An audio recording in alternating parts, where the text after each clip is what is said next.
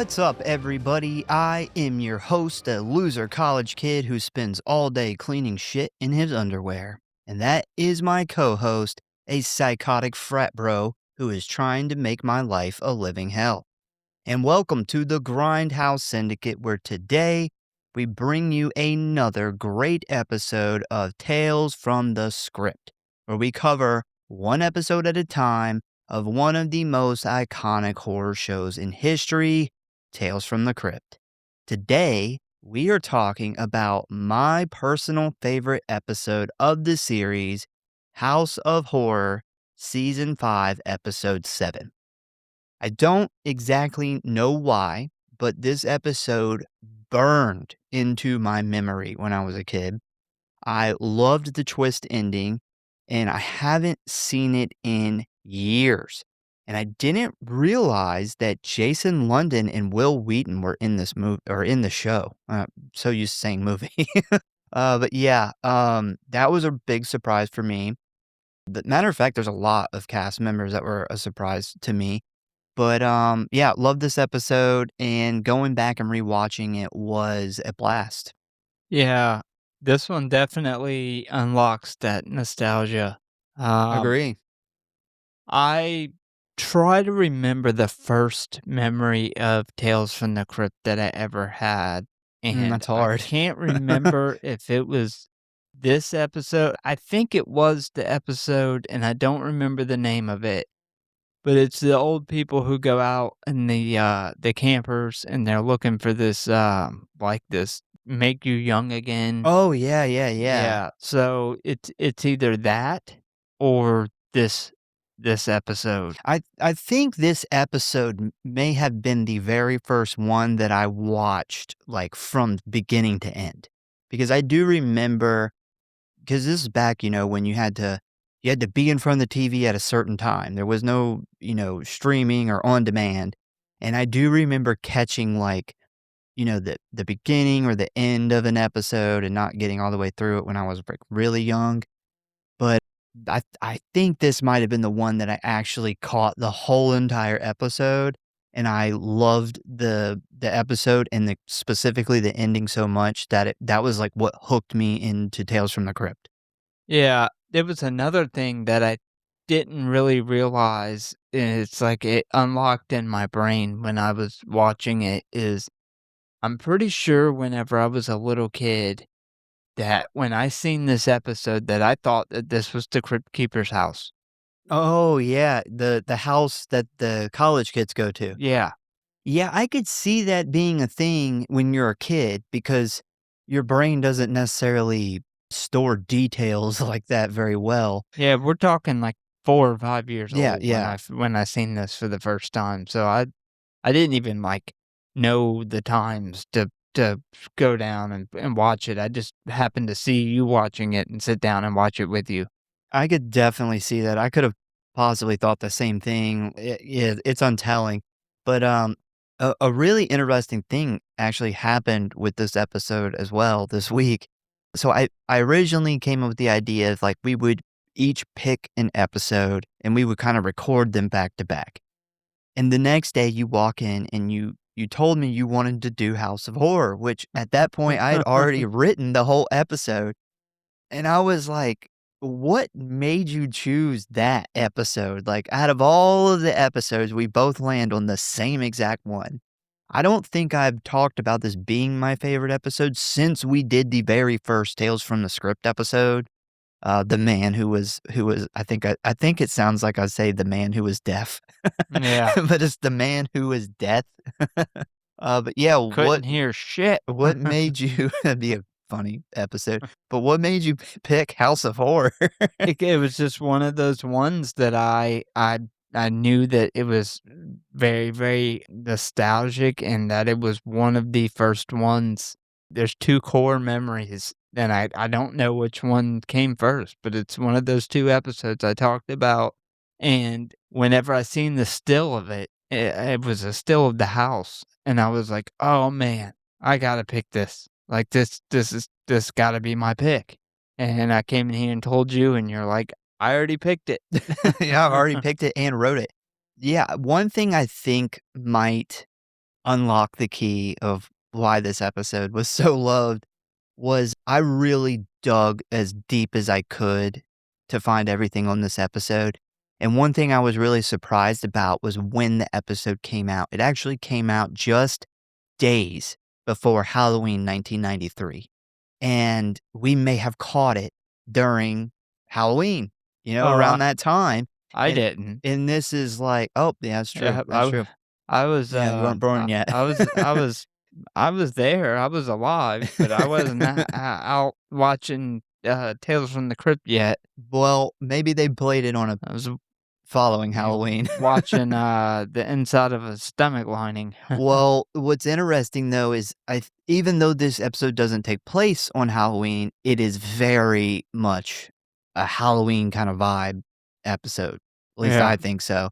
And I wonder almost if that's part of why it like seared into my brain.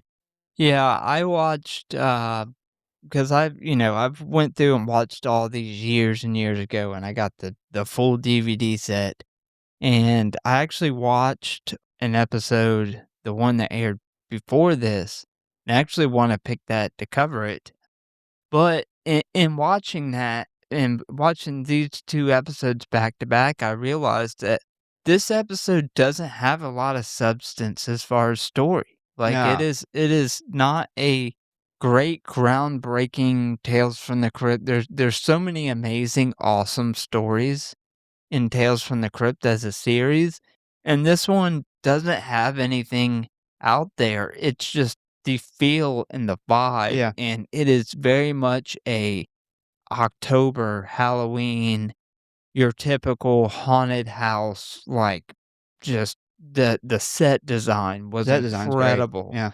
It just has that feel, man. There's a certain level of comfort in watching this episode that is very much that October, it's about to be Halloween. Like, there's those movies that you have as your October movies, those comfort movies, that is Tales from the Crypt. Like, this episode is that for Tales from the Crypt. I agree. I agree. So with that being said, are you ready to dive into House of Horror? I am. All right, let's do it. Hello, boys and ghouls. If you want to stay up to date on what's going on with the show, talk about or submit your movie requests, or just say die, then I got good news for you.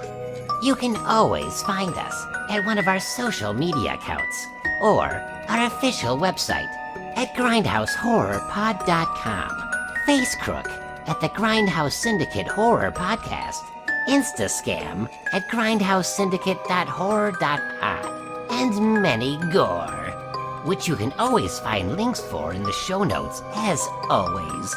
And you know what I always say, the morgue, the merrier. So please subscribe or follow for alerts on new episodes. Now, back to the show, kiddies. Frights, camera, action. And if you really love us and don't want us to try to join a frat where we spend all day cleaning shit in our tidy whities, give us a review. Tales from the Crypt House of Horrors was written and directed by Bob Gale and is the 7th episode of the 5th season. And yes, this is the same Bob Gale who wrote all 3 Back to the Future films alongside Robert Zemeckis. There's going to be a bunch of Back to the Future connections here. So if you don't know, Gale and Zemeckis had a long-standing relationship with the Tales from the Crypt team, with both men also sharing a story credit on Tales from the Crypt Bordello of Blood, which we have not covered. We've covered Demon Knight, but not Bordello of Blood. Which means the man who created Marty McFly and Doc Brown wrote and directed a Tales from the Crypt episode about college freshmen being dismembered by a chainsaw in a creepy-ass haunted house, which I thought was super interesting. That's dope. Yeah. That's good shit. Yeah, so when it comes to the story itself, this one goes all the way back to the classic EC Comics run that started it all. The original story, House of Horror, was featured in Tales from the Crypt issue number 21, which was released in 1951 and was written by Al Fieldstein and William Gaines. An interesting fact here, this issue is apparently a bit of a collector's item, with good condition copies selling for around $2,300. Damn. Yeah. Damn. Yeah. It's almost mind-blowing when you think about how old, like, the original run was. Yeah. Yeah, I actually got you years ago. I think it's like one of the first copies of Tales from the Crypt, the comic book, Yeah. which is like framed in your living room. Yeah. It's framed, hanging up. Yep. So writer-director Bob Gale brought on cinematographer Rick Boda to shoot the episode. And the reason I bring that up is because we have actually covered his work a few times in the past. He also shot House on Haunted Hill and Demon Knight, which I think both of those look really good. They're very unique looking. The bad news here is he also directed some of the worst Hellraiser films ever: Hellraiser Hellworld, Hellraiser Deader, and Hellraiser Hellseeker. Good God. Those are the Hellraiser where it's just like, Law and Order. don't even watch it anymore. I don't even consider them canon. Yeah, I don't know if there's any fans of those Hellraiser movies. Every like set just about that I bought doesn't have those. Yeah. I mean, it bothered me when I first went to get a full like Hellraiser set. Like recently, when I got the Arrow set, it was upscaled into 4K, and Great set. yeah, I now like I kind of almost understand if I was, a company that was going to put together a good like franchise box set. I wouldn't wanna spend the money and the time on doing the later entries. Yeah, I don't know. I don't know if anybody's ever tried to do anything with them. I have all the Hellraisers. I have the 4K of the first 4, which I would consider those really the Hellraiser movies. Not so much the 4th one, more the 1 through 3, but, I do have the rest of them, but they're on, like, the Walmart multi-pack, like, the next 6 Hellraiser Yeah. movies all on, like, 2 discs. That's what I have I 'em on. It's DVD, and it is I think it's like 1 and 2 they did separate, but I have like 3 through the rest of them. Yeah, yeah, Yeah, same deal. But yeah, if I'm looking at Arrow, how they, we both have, I'm pretty sure, the same. yeah. Actually, you have the I pinhead have the version, I have the Pinhead. cheddar version. Yeah. But one of the coolest Sound like you just said cheddar. Chatter version, This is a big Chatter Cenobite cheddar head. Chatter.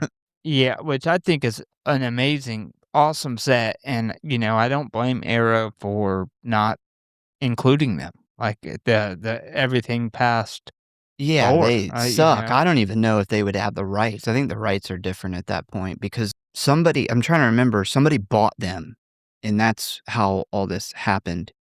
I'd have to Well, remember, but Arrow's set prior to that was 1, 2, 3, so Arrow eventually got their hands on 4, but I know 1 and 2 was different from the rest of the franchise. That's why on DVD, they were so hard to find. You could never find them together. yeah, the company went Yeah. out of business who originally did the first 2.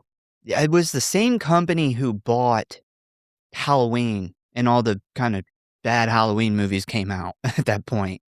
Can't remember right off the top of my head who it is. But anyway, so this wasn't the only person Bob Gale brought to the table because he also hired Alan Silvestri to compose the score. This is the same Alan Silvestri who composed the Back to the Future theme, the Forrest Gump score, and the Avengers theme, which are all extremely recognizable. Damn. Wow, yeah. I'm probably Yeah, pronouncing his name wrong, but Tales from the Crypt, man, I mean, I feel like everybody who was anybody worked on Tales from the Crypt at some point, especially on the acting side. yeah. Like, that was one thing that completely stood out to me when I got all of them and watched them all together on DVD years and years ago was, like, if you were a big name actor, you were on Tales from the Crypt, and it just blows my mind because if there was a horror show like that nowadays, it would not be like that. It's, directors, cinematographers, sound people, like, a lot of really amazing people worked on the show.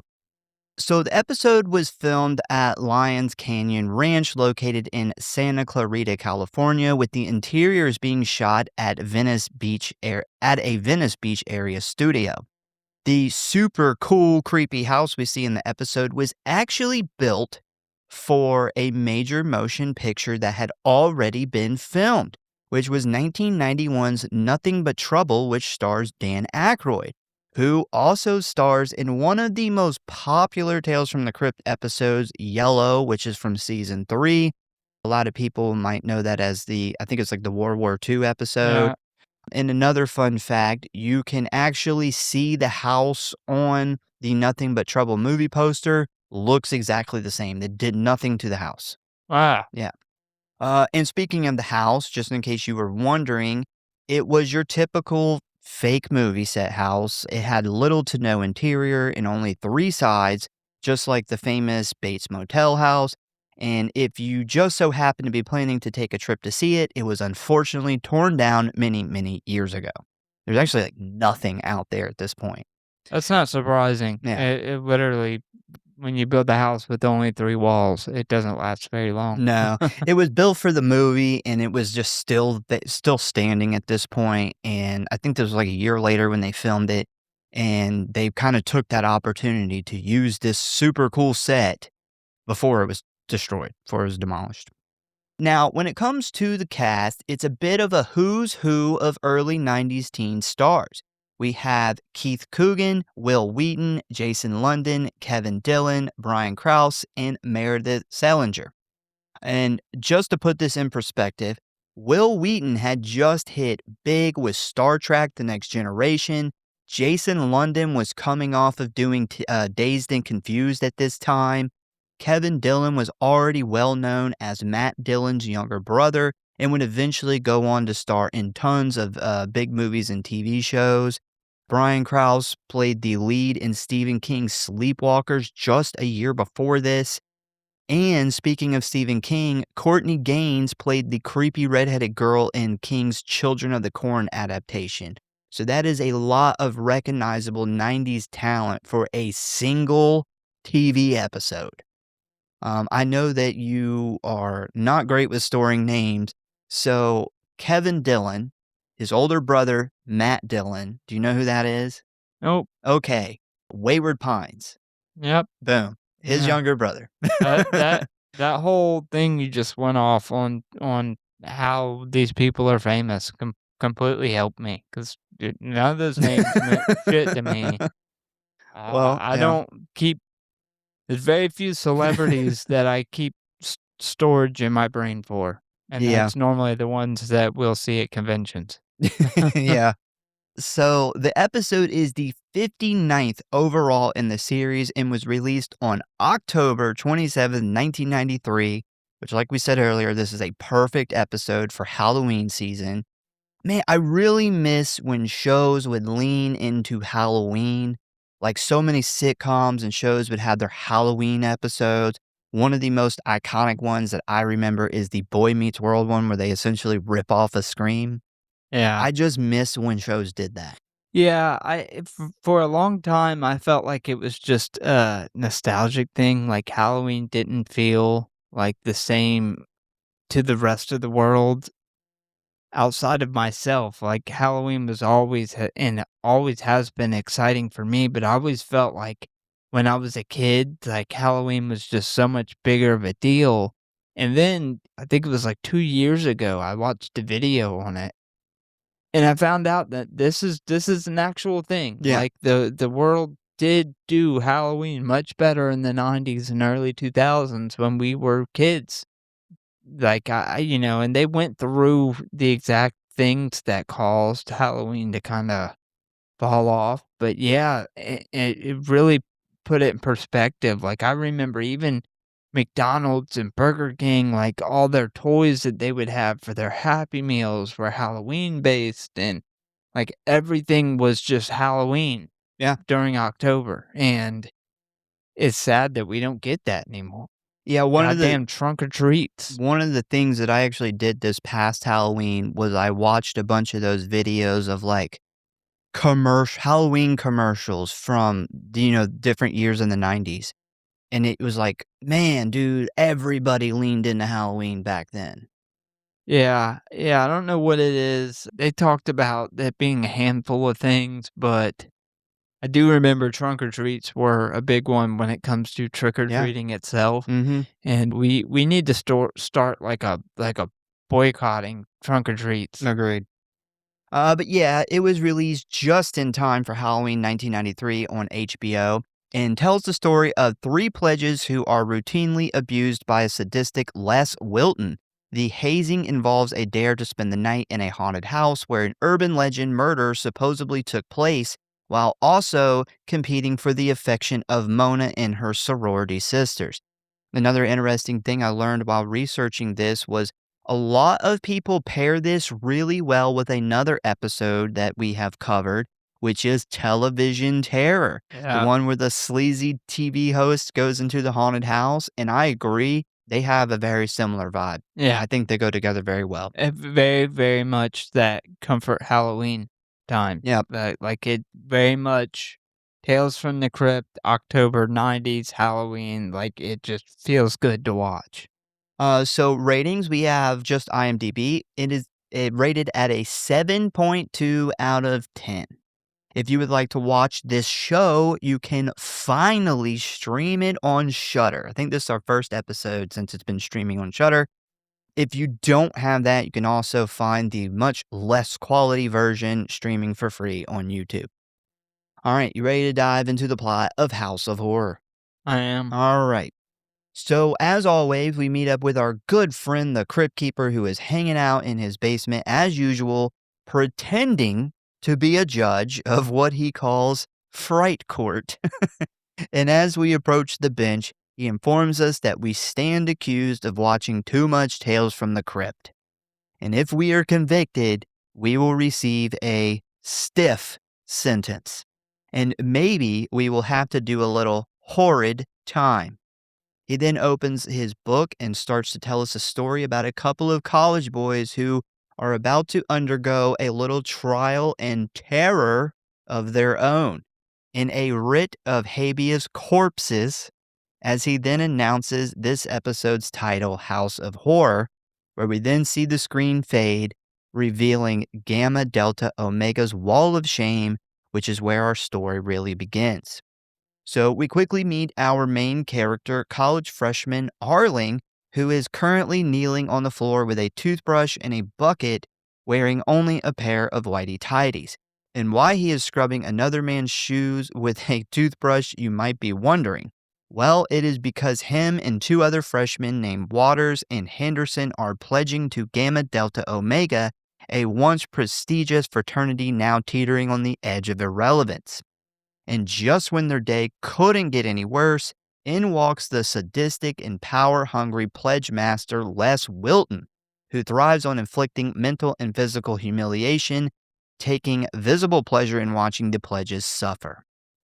And while purposely tracking the dog shit all over the floor, he warns the three boys that if they refuse to comply or quit, it will result in permanent rejection from the fraternity and public ridicule by being immortalized on the wall of shame.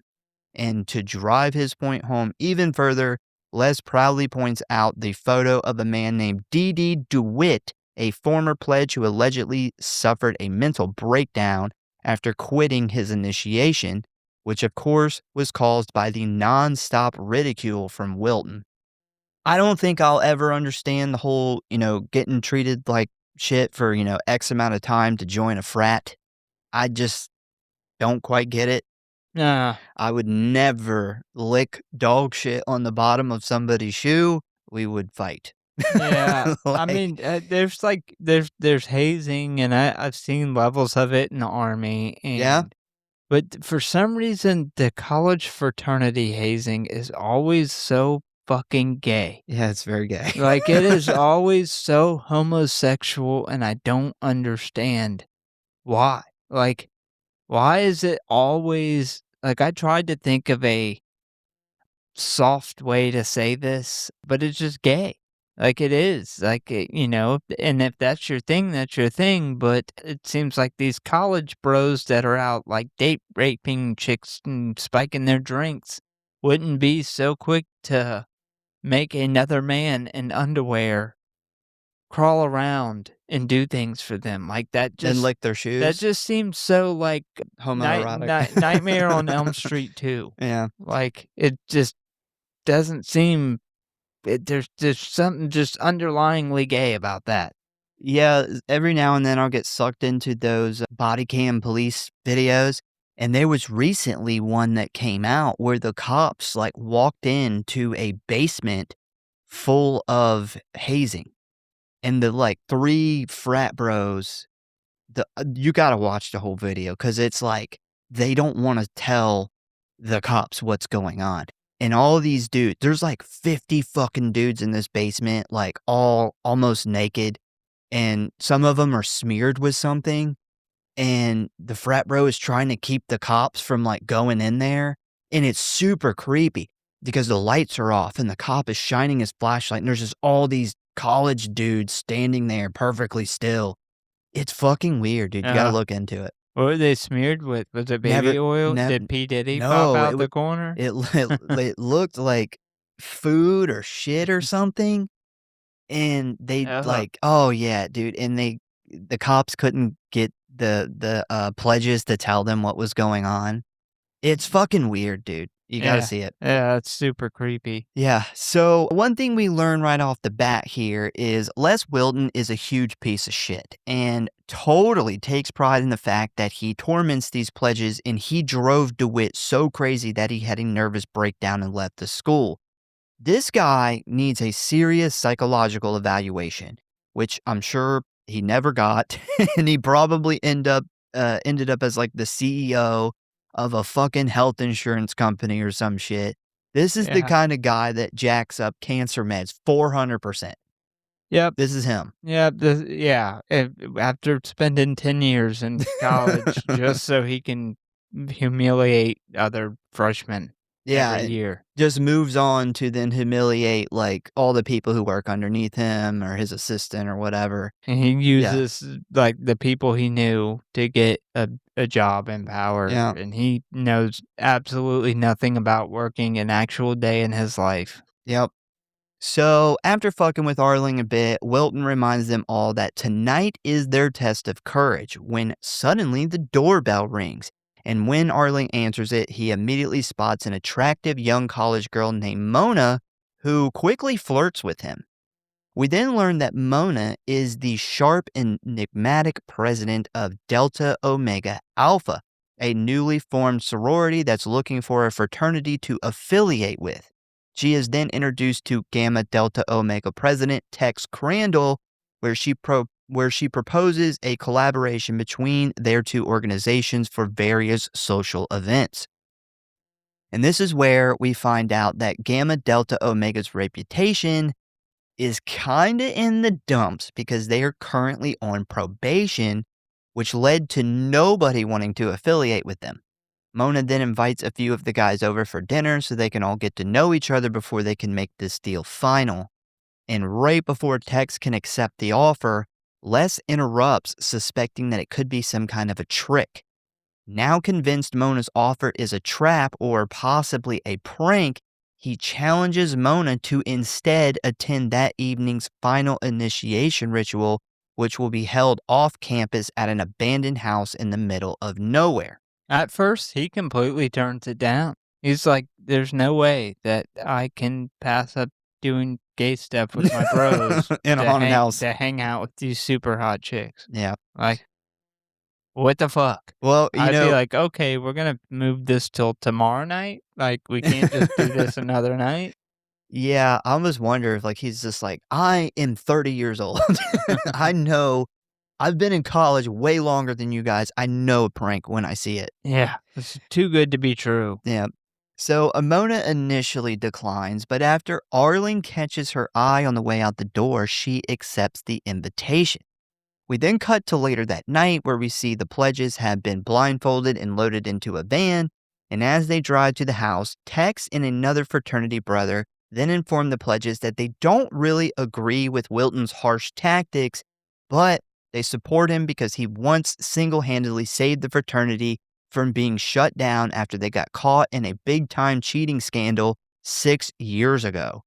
Wilton then dug up some dirt on the dean, which he then used to blackmail him, saving the fraternity from being completely disbanded, which in turn gave him leverage over the frat, which he then used to claim the role of pledge master until he eventually graduates. One thing I did find interesting about this that doesn't really get pointed out, this incident happened 6 years ago. These people, the guy who is president of the fraternity now, this happened like at least 2 years before he ever even got into college.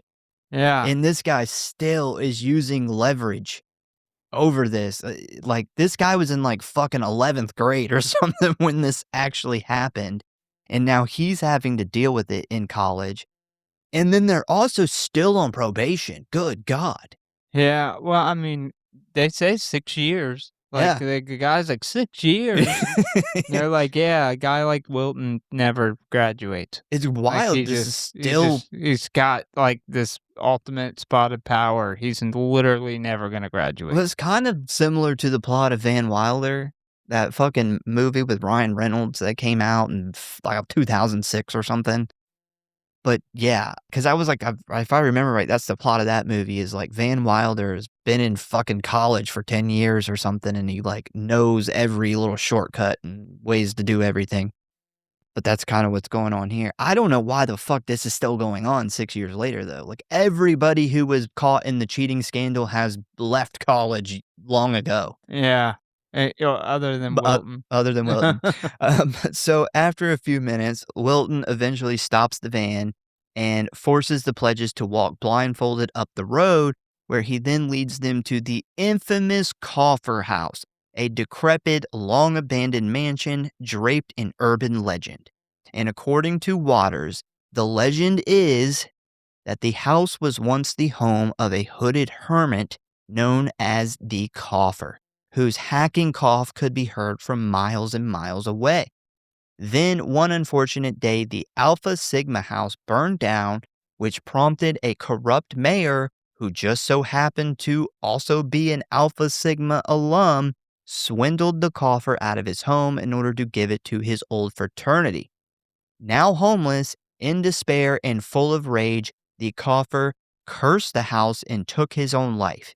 And a year later, 9 Alpha Sigma brothers, including the mayor's son, were all murdered by an axe-wielding figure wearing a black cloak accompanied by a hacking cough.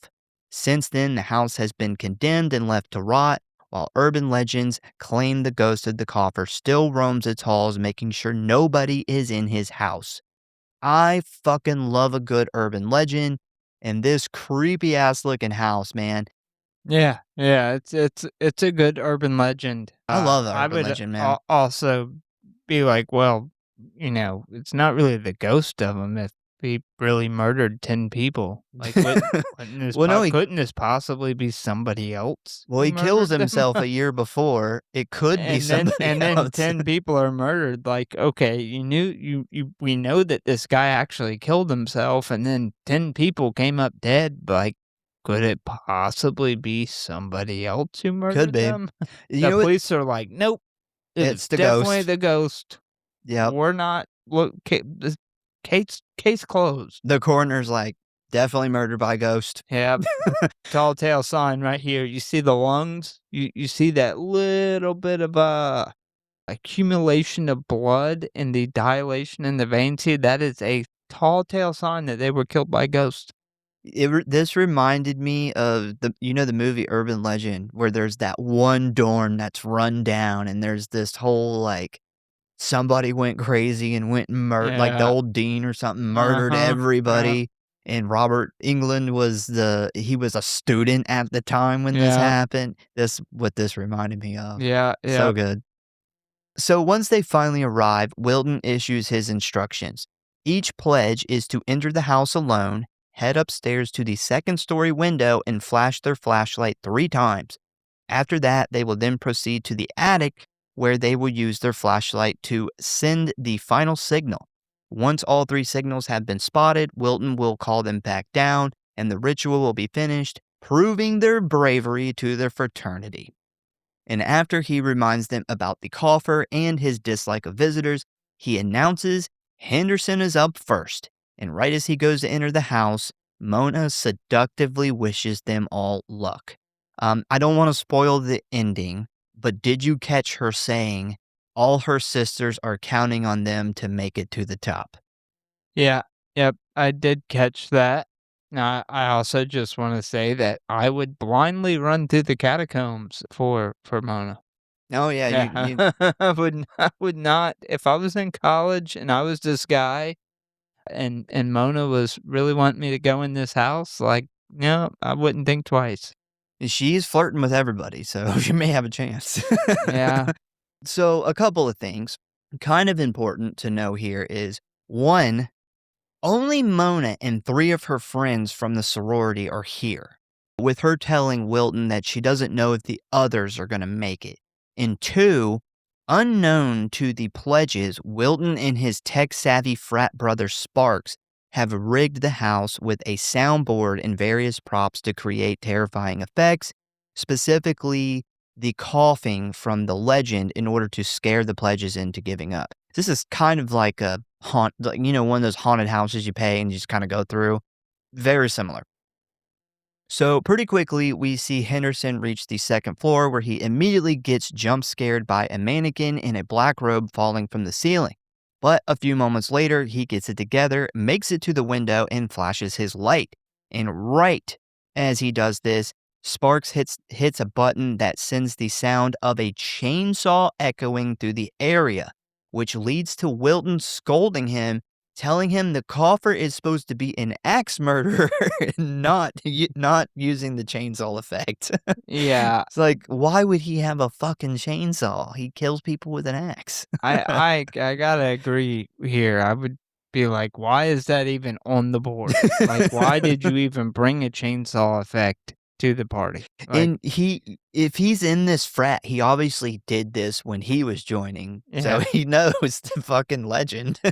I also want to say that I think the mannequin falling from the ceiling was a huge letdown. Like if I was doing this, like, yeah, it would scare the fuck out of me. But then when I realized it was just a mannequin, I would be like, okay, they rigged the house up. So It kind of kills the obviously, rest of the house, yeah. yeah, obviously this is now just like you were saying, a rigged fake haunted house, Yeah. as opposed to a real scary house. And what's stopping him from when he gets to the second story, he opens the window and he's like, guys, it's all fake. Yeah. Well, what about when the second guy comes in, there's just a fucking mannequin hanging Yeah. there. It was like, God, that's an awful prop. Yeah. They put a black robe on a mannequin and With a hung white him from the mask. ceiling.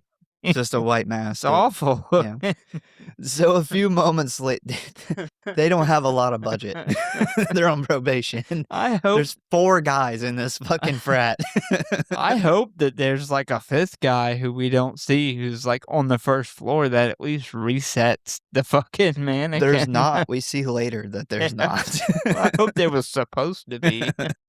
So a few moments after Henderson reaches the second window, the group hears him scream in terror, which is immediately followed by the sound of another chainsaw revving. But when Wilton confronts Sparks over using the effect again, he tells him that it didn't come from his soundboard this time.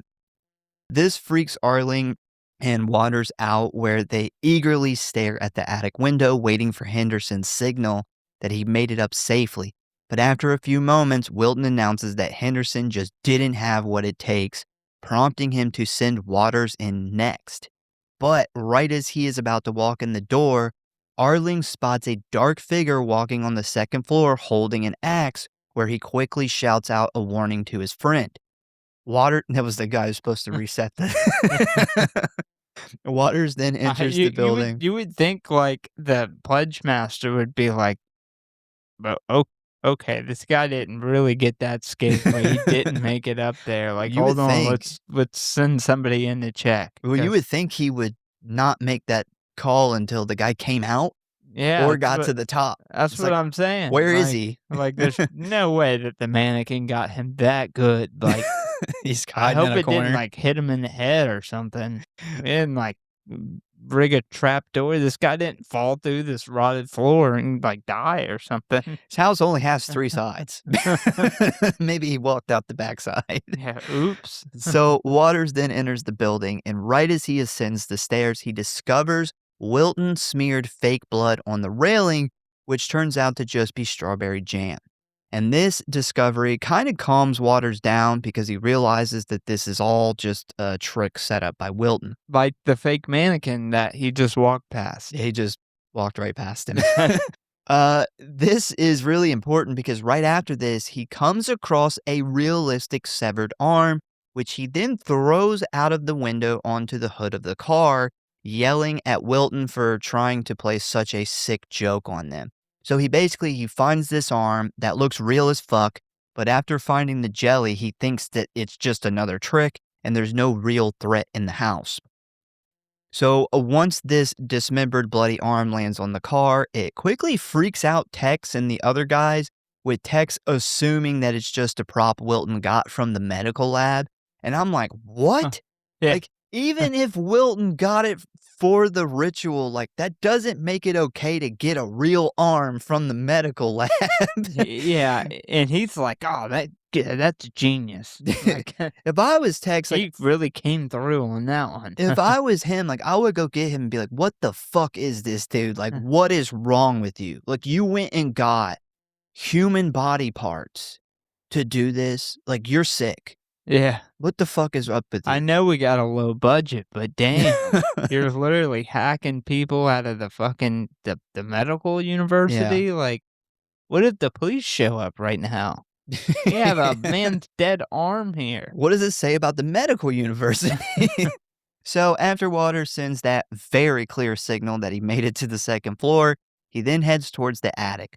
But a minute or so later, we again hear the chainsaw revving. But this time, it's accompanied by Waters horrifically screaming. This prompts Wilton to scold Sparks again, but it quickly becomes apparent there's something wrong with the soundboard, as Sparks then insists that it's not him and there's no way that 2 sound effects can play at the same time. Why doesn't Sparks tell him that, though? Like, he walks off and he's like, 2 sound effects at the same time? This can't even do that. Like, Maybe he's why like, wouldn't you be like, "Hey, wait a minute, come back here. This isn't my chainsaw sound effect." Like, this or screaming. yeah. Yeah, I don't know. This doesn't work like that. Now, maybe he's like, I thought it couldn't do that, but maybe I hit something that made it do multiple effects. So despite this information, Wilton gets too excited with how realistic the screams are, prompting him to ignore what Sparks is saying as he quickly runs back over to where the girls are. We then cut to sometime later where Tex and the redheaded dude march over to Wilton and ask where the hell did the 2 pledges go and why aren't they reaching the attic?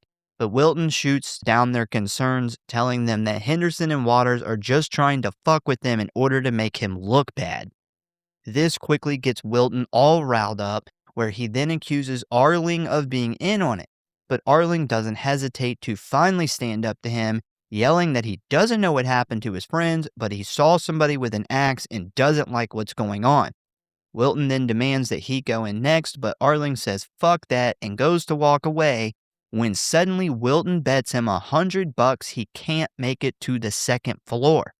And while Arling thinks it over, Mona encourages him by pointing out that $100 would buy them a terrific dinner date, which she's not entirely wrong. No. It buys in the her 90s. a terrific dinner date.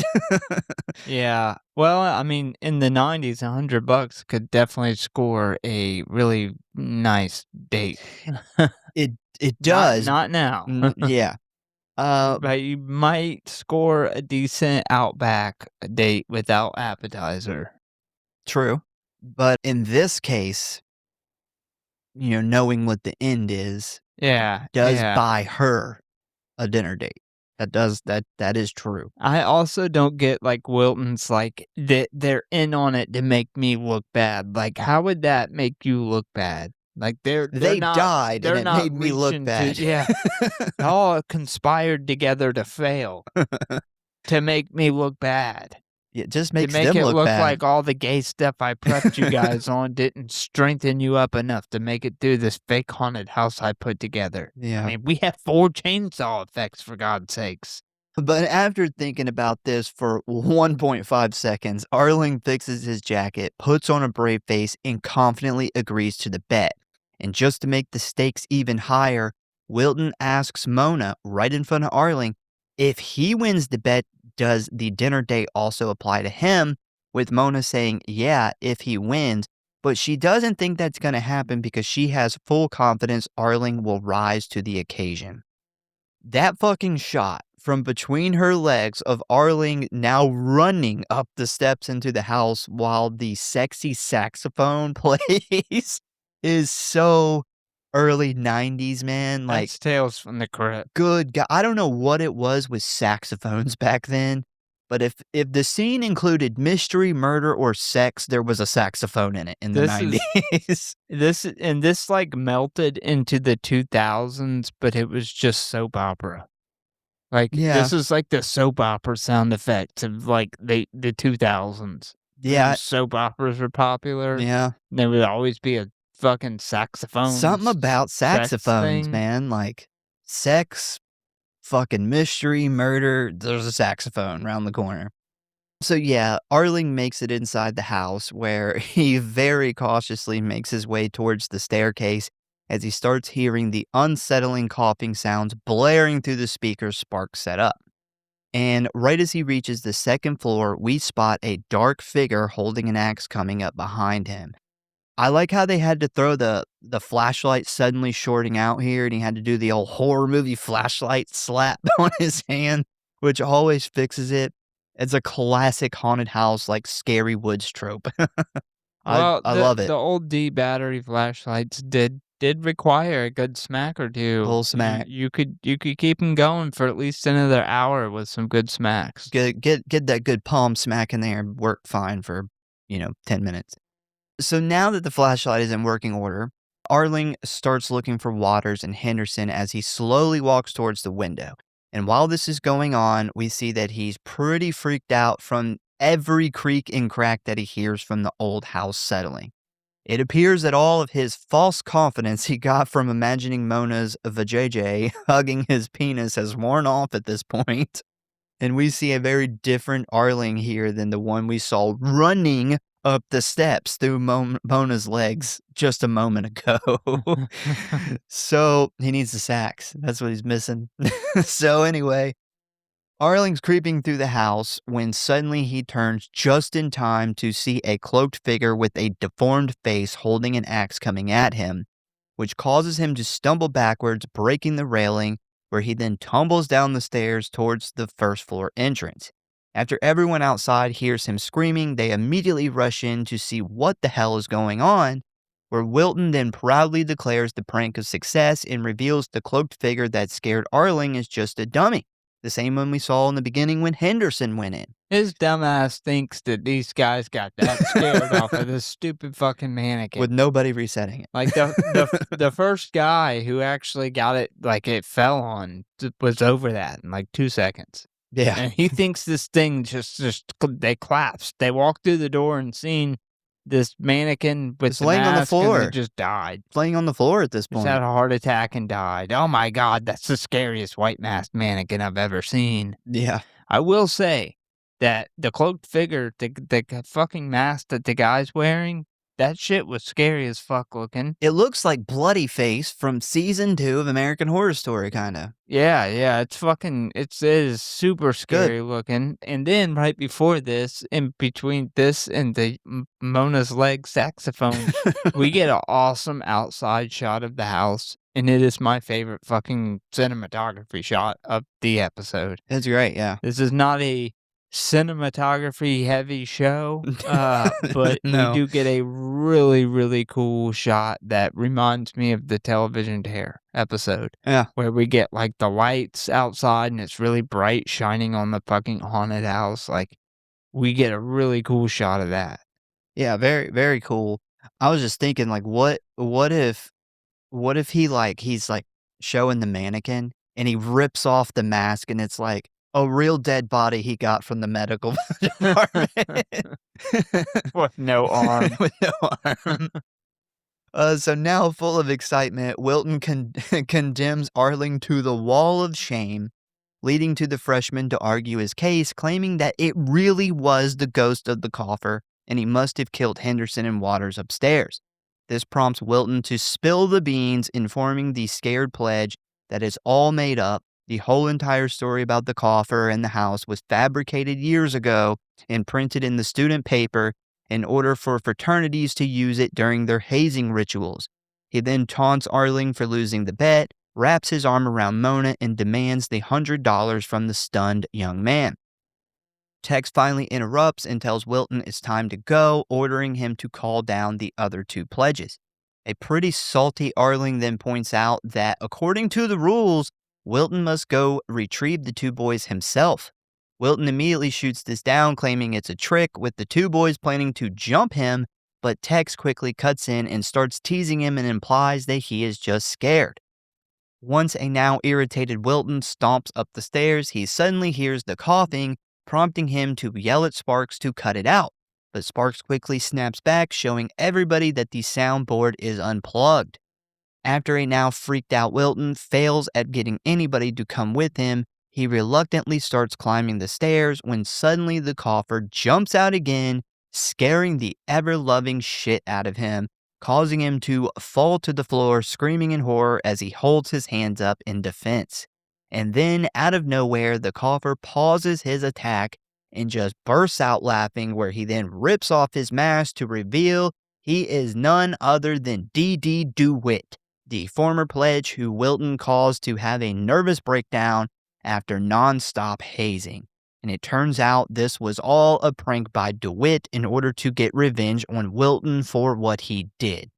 And this causes everybody to burst out laughing at Wilton, who's fucking pissed and super embarrassed.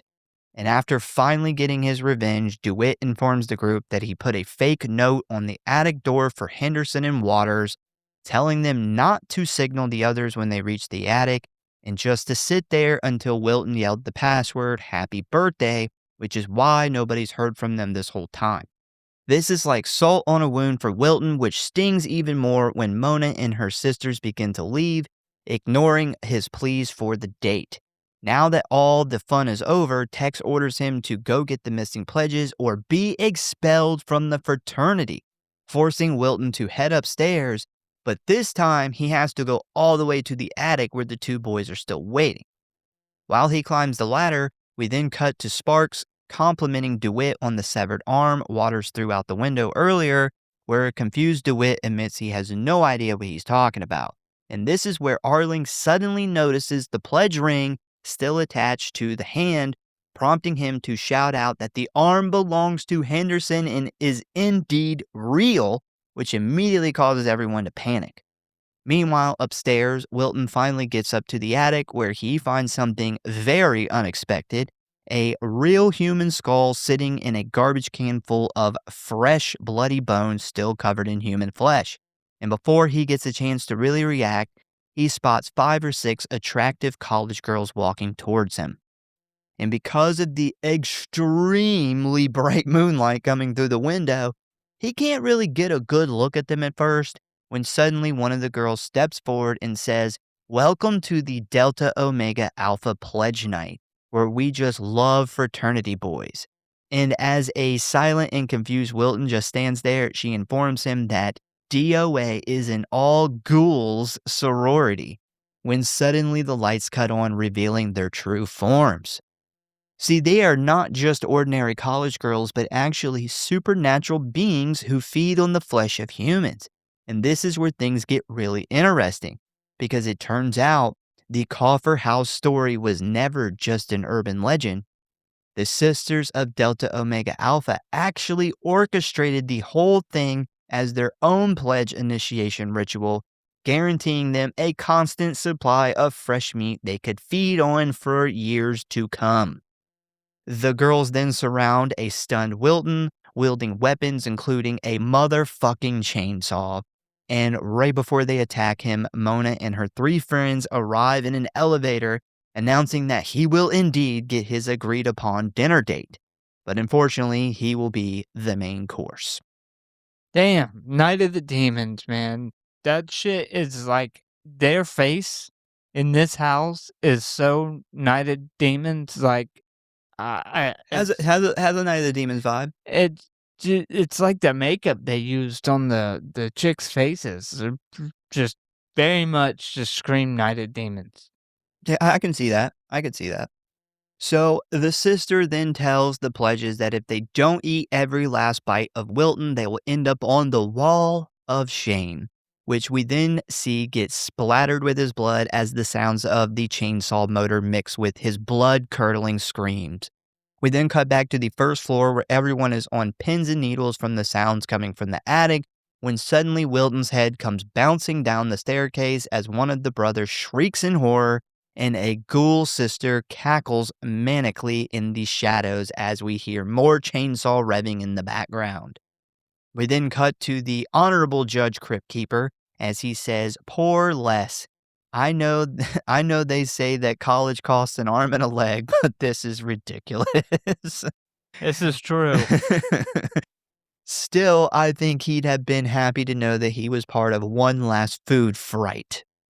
He is then handed the verdict from a skeleton hand off to the side of the screen where he says, "Members of the Gory, do you find the defendant guilty or not guilty?" As the camera then pans over to reveal 3 dead bodies hanging from the rafters as the Crypt Keeper says, "What do you know? A hung jury." I saw that joke coming I a was about to fucking say, mile away. I don't know if I've ever seen a Crypt Keeper joke coming from so far away, but as soon as I seen the jury hung, I knew it. Soon as I seen him dressed as a judge in the intro, I was like, hung jury joke. I thought it was going to be in the beginning, but it ended up coming in the end. But yeah, I was like, if he's dressed as a judge, we're getting hung jury joke 100%. Such a great Crypt Keeper. Like, we could almost have a separate ratings on just the Crypt Crypt Keeper's Keeper. intro and outro for Yeah. each episode. Maybe we'll do This that. one's a 10. Yeah. But that is the end of House of Horror. What a fucking good episode. Yeah. Yeah, that one's a banger. Yeah. Sure. Yeah, I burnt through every fact that I could find on the episode already. Yeah, not a very fact heavy No. episodes. Dude, I even watched like YouTube videos of like some of the actors talking about this like 20 years later. There was just only so much. Like they couldn't even remember if they died in the episode or not. Damn. All right, so rating. What's your Tales from the Crypt episode rating? I give this a 5. Yeah, This 5. is a banger. This is just comfort. Yeah, this is such a fun episode. It goes so well with Halloween. I'd almost give it a 4.5 because I had to watch it not in September or October.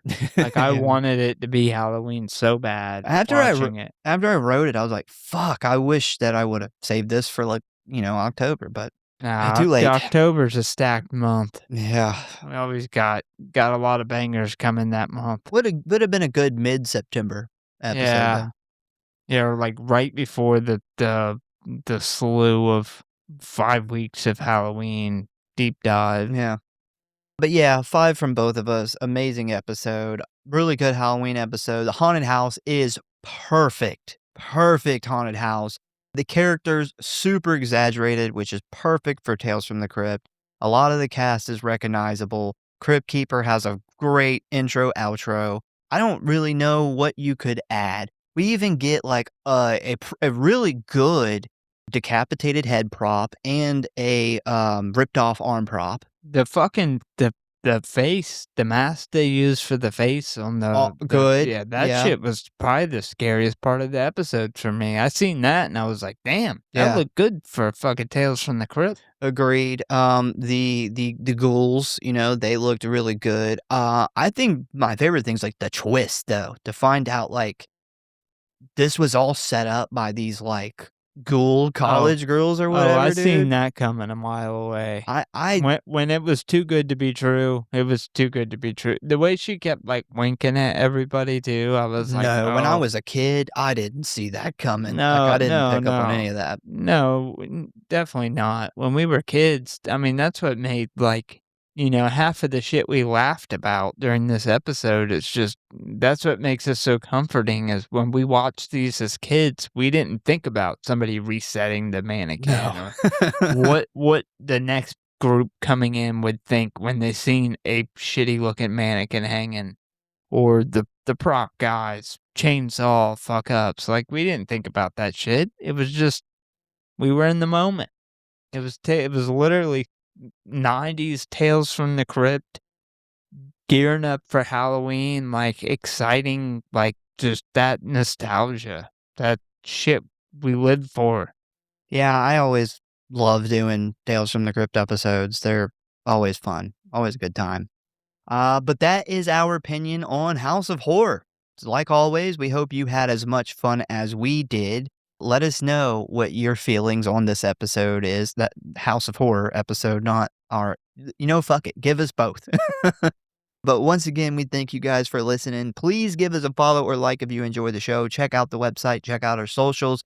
Tell a friend, a family member, or the really psychotic frat bro who makes your life miserable about the show. And we hope to see you next time.